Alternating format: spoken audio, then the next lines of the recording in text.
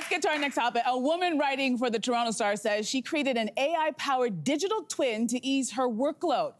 Here they are co-hosting an event. The twin's main role is to reduce mundane things like taking up space in her brain. For instance, she can recall details of past interactions or answer frequently asked questions that land in her inbox. So the big question is, would you consider a digital twin to ease your workload? Yes. Oh. I see a mix, I see thumbs up, Some I people see no. would. Some people. You know, I think that's an extreme example, because I think when I think of an AI twin, I don't think of like an actual like person. Well, I guess maybe for some people. If I had an AI twin sitting here, we'd have a problem. Yeah. But I think in my regular life, I think of it this way. When the internet, we're the last generation that was born without the, not you. Yeah. The last generation. The last generation that was born without the internet. And so I remember when the internet exploded, I remember this clearly. My mom was like, I'm never gonna have to use that. And so when you miss the boat of something big, you miss it almost forever. Yeah. She's never been able to get online the way that we do, because we just kind of dove in. I still have FOMO from not jumping onto TikTok when it started. So for AI, even though I was like, nah, not AI for me, I realized I'm using it a lot. I don't do search engines anymore. I use ChatGPT. And I use ChatGPT for everything from recipes to helping my daughter with her daughter. She doesn't have a daughter. With her homework. And my side business, I have a podcast, I have all these other things that I do, and I actually have an AI bot that nudges me and says, you haven't responded to this person in 3 days, here's a selected response, would you like me to send? Guess what?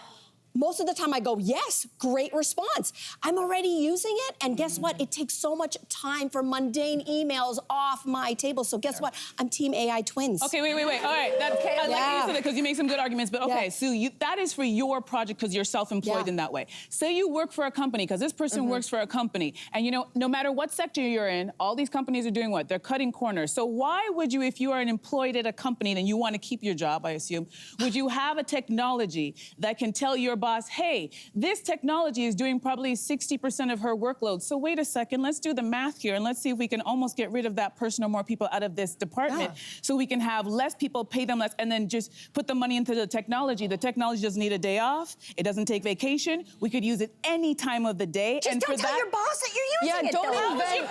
No, but you can't. No, if you work for a company, this type of AI twin, it's very expensive. So there's no way your boss doesn't know about it. This is not something you can just download on your phone, what she's talking about. And there are several issues with this. The number one being your job. This technology, don't get me wrong, I don't want to sound like that old person who's like afraid to go into the future, but we have to pay attention that it's going to get rid of a lot of jobs. I'm with you. I am like tinfoil hat, grandpa being like, they're listening. You're the young person. This is what I'm saying. Yeah, 100%. I was on TikTok when it started, which, you know, rotted my brain to exorbitant amounts. I really am anti-AI. I get it. Yeah.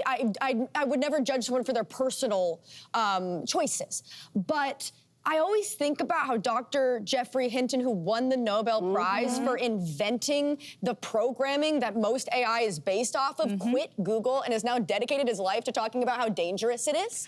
Oh, that's an interesting point. Never in the history of the invention of anything has the people who created it turned around and said, wait a second, I created something that we all need to like pull back, like the atomic bomb and AI. Okay, yeah. That's not good. Yeah, that's not good. Like, that's not a good comparison. No, that's not good company to keep. So it really freaks me out to be able to invent your replacement for free. Yeah. And also just to train something that can then overtake you.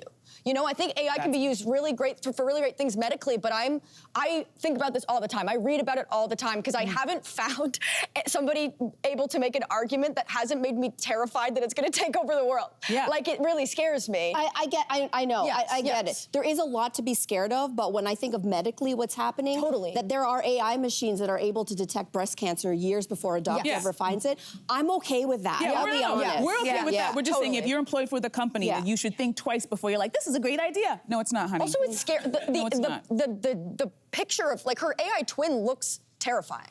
Yeah. I'm like, that's gonna stab you. Like, I mean, she can't jump out of the screen. Yeah. I guess. We'd end on a positive note, but anyway. Hey, you, come a bit closer. We've got so many more must-see interviews, spicy debates, lifestyle tips, and pop culture moments. So subscribe to our channel by tapping the logo below and don't miss out.